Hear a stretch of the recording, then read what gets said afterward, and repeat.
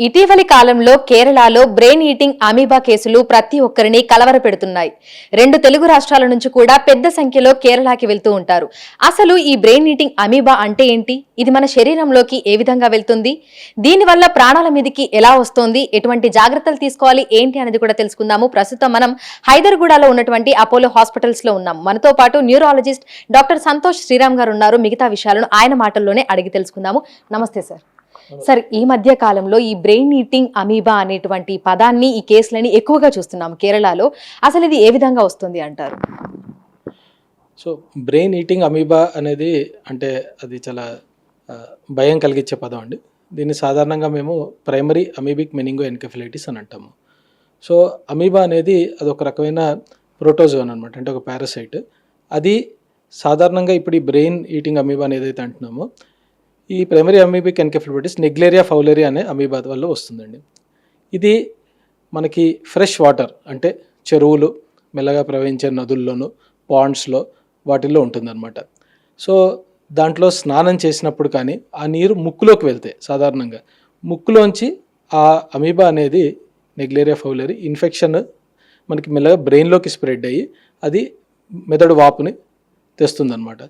ఇది చాలా serious infection. ఎందుకంటే ఫస్ట్ ఆఫ్ ఆల్ ఇది చాలా రేర్గా అవుతుంది, అందుకని దీన్ని గుర్తించడం చాలా కష్టం. మిగతా మెదడు వాపు వ్యాధులు ఎలా ఉంటాయో దీని లక్షణాలు కూడా అలానే ఉంటాయి. అంటే తలనొప్పి రావడము, దాని తర్వాత వాంతులు, జ్వరం, మెడ పట్టేసినట్టు ఉండడం, ఇంకా ఎక్కువైతే ఫిట్స్ రావడము లేదా మూర్ఛపోవడం. సో ఈ లక్షణాలు చాలా ఎన్కెఫలైటిస్లో ఇదే లక్షణాలు ఉంటాయి. సో దీన్ని గ్రహించడం, అంటే ఎర్లీగా గ్రహిస్తే దీనికి టెస్ట్ చేసి మనం దీన్ని ట్రీట్మెంట్ ఇనిషియేట్ చేయొచ్చు. ఎందుకంటే ఇది చాలా వేగంగా వ్యాపిస్తుంది మెదడులో, అండ్ అందువల్లే దీని అవుట్కమ్ కూడా చాలా పూర్గా ఉంటుంది. సరే, అయితే గతంలో కూడా ఇటువంటి అమీబా కేసులను చూసారా? లేదు అంటే ఈ మధ్య కాలంలోనే ఇంతలాగా కేసెస్ పెరగడానికి గల కారణం ఏమై ఉండొచ్చు అంటారు? సో ఇంతకు ముందు కూడా ఇటువంటి చాలా కేసులే మనము రిపోర్ట్స్ ఉన్నాయండి. కానీ అంటే పర్టికులర్గా ఇప్పుడు మనము ఒక క్లస్టర్ కేరళలో చూసాము గత సంవత్సరంలో. ఈ కేసులకి ఈ అమీబా పెరగడానికి అంటే ముఖ్యంగా కావాల్సింది ఏంటంటే ఒక వార్మ్ క్లైమేట్, అంటే వెచ్చగా ఉండే క్లైమేట్, ఇంకా ఎక్కువ ఫ్రెష్ వాటర్ అవైలబిలిటీ అనమాట. సో హెవీ రెయిన్ఫాల్ ఉండడం వల్ల కేరళలో చాలా చోట్ల ఫ్రెష్ వాటర్ యూసేజ్, దాని తర్వాత ఫ్రెష్ వాటర్ పాండ్స్ కానీ బ్యాక్ వాటర్స్ కానీ ఉండడం వల్ల వాటిల్లో ఆ క్లైమేట్ టెంపరేచర్ పెరిగేటప్పటికి మనకి ఎక్కువగా ఇన్ఫెక్షన్ అనేది ఈ సంవత్సరం మనం చూస్తున్నాము.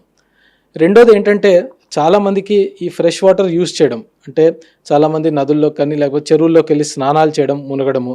రెండోది నేసల్ రిన్సింగ్, రిచువలిస్టిక్, అంటే మనం ముక్కులో నీరు వేసి ఫ్రెష్ వాటర్ మళ్ళీ ఇంకో సైడ్ నుంచి తీయడం, అది అన్ట్రీటెడ్ వాటర్తో చేయడం. ఇలా చేసినప్పుడు కూడా వీటి వల్ల ఇన్ఫెక్షన్ మనకి వచ్చే ఛాన్స్ ఉంటుంది. ఓకే. సో ప్రస్తుతం చూసినట్లయితే కూడా 2 తెలుగు రాష్ట్రాల నుంచి పెద్ద సంఖ్యలో అయ్యప్ప మాల వేసుకున్నటువంటి భక్తులందరూ కూడా శబరిమలైకి పయనమవుతున్నారు. అక్కడ నదులలో, చెరువులలో స్నానం చేస్తున్నారు. వాళ్ళు ఎటువంటి జాగ్రత్తలు తీసుకోవాలి అంటారు, ముఖ్యంగా స్నానాలు చేసేటువంటి సమయంలో?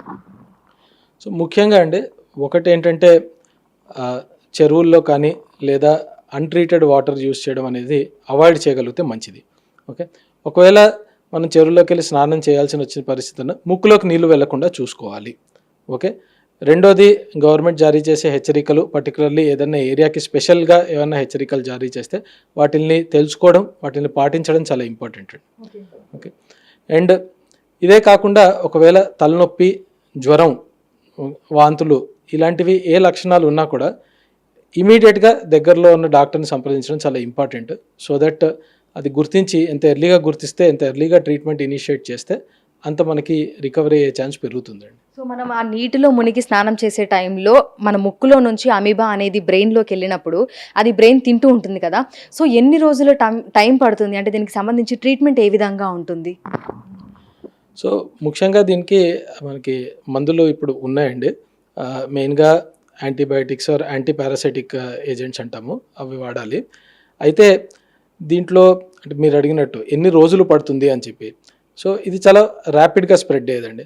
సో కొన్ని గంటల నుంచి కొన్ని రోజుల వ్యవధిలో చాలా ఎక్స్టెన్సివ్గా బ్రెయిన్ డ్యామేజ్ చేస్తుంది. అందుకే ఎర్లీగా గుర్తుపడితే అది మనకి ట్రీట్మెంట్ తీసుకోగలిగితే రికవరీ అనే ఛాన్స్ పెరుగుతుందండి. సో ఈ బ్రెయిన్ ఈటింగ్ అమీబా తర్వాత ఈ బ్రెయిన్ ఫీవర్ అనేది ఈ 2 కూడా ఒకే కోవకి చెందినవి అంటారా? 2 సిమిలరేనా, ఒకటేనా?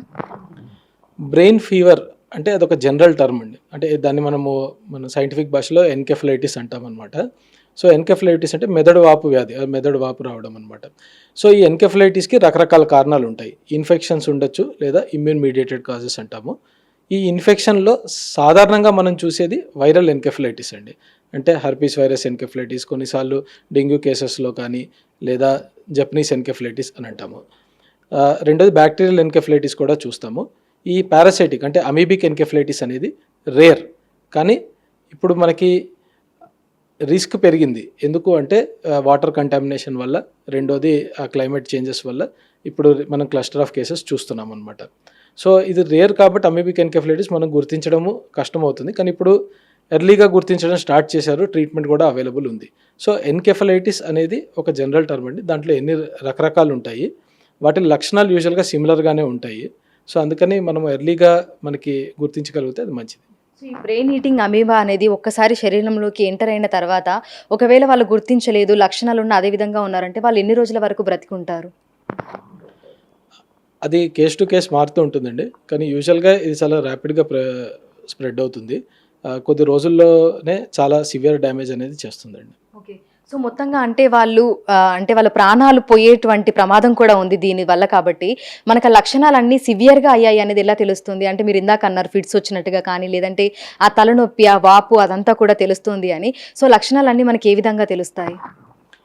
సో ఇందాక చెప్పినట్టు ముఖ్యమైన లక్షణాలు ఇవే అండి. ఒకటి తలనొప్పి, రెండోది జ్వరం, మూడోది మెడ పట్టేసినట్టు ఉండడం, వాంతులు అవ్వడం.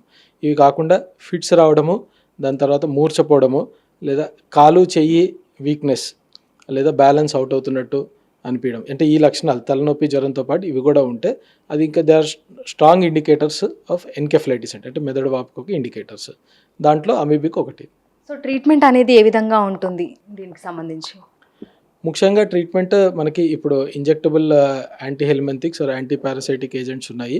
వాటితో మనము ట్రీట్మెంట్ అనేది ఇస్తామండి. ఇది కాకుండా మెదడులో వాపు పెరగకుండా కూడా మనం స్టెరాయిడ్స్ ఇంకా మిగతా మందులు కూడా ఇస్తాము. సో దట్ వేగంగా మెదడు యొక్క వాపు పెరిగి ప్రెషర్ పెరగకుండా ఉంటుంది. ఫిట్స్ని ఆపడానికి కూడా ప్రత్యేకమైన మందులు ఉంటాయి. సో అవి కూడా ఇస్తాము. సో మొత్తంగా క్యూర్ అవ్వడానికి ఎన్ని రోజుల సమయం పడుతుంది అంటారు ఈ ట్రీట్మెంట్ ఇదంతా అవ్వడానికి, మళ్ళీ మామూలు పరిస్థితికి రావడానికి? సో అమీబిక్ ఎన్కెఫలైటిస్ అనేది యాక్చువల్గా అది చాలా తీవ్రమైన సమస్య అండి. అందులో చాలా హై మోర్టాలిటీ ఉంటుంది. ఒకవేళ మనము ఎర్లీగా డిటెక్ట్ చేసి ట్రీట్మెంట్ చేసినా కూడా ప్రతి వ్యక్తికి ఇట్ ఈస్ ఇండివిజువల్ అనమాట, కేస్ టు కేస్ బేసిస్లో. కానీ యూజువల్గా కొన్ని వారాలు పడుతుంది రికవరీ కోసము.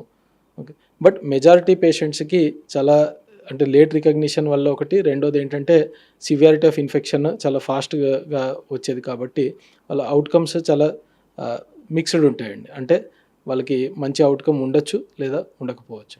సో ఓవరాల్గా ఇక్కడ నుంచి వెళ్ళేటువంటి అయ్యప్ప మాల వేసుకున్న భక్తులకు ఎటువంటి జాగ్రత్తలు, సూచనలు చెప్పాలి అనుకుంటున్నారు?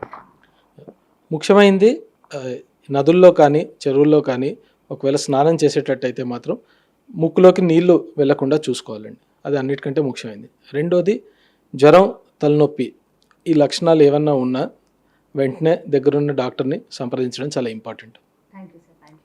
సో ప్రస్తుతం చూసినట్లయితే కూడా మనకి కేరళలో ఈ బ్రెయిన్ ఈటింగ్ అమీబా అనేది ప్రతి ఒక్కరిని కూడా ఆందోళనకి గురి చేస్తుంది. ముఖ్యంగా 2 తెలుగు రాష్ట్రాల నుంచి పెద్ద సంఖ్యలో ఈ సమయంలో అయ్యప్ప మాల దీక్ష తీసుకున్నటువంటి భక్తులు వెళ్తూ ఉంటారు. కాబట్టి వారందరూ కూడా తగు జాగ్రత్తలు తీసుకోవాలని కూడా వైద్యులు సూచిస్తున్నారు. ఇప్పుడు గౌరవ్తో అంజుమ, బిగ్ టీవీ, హైదరాబాద్.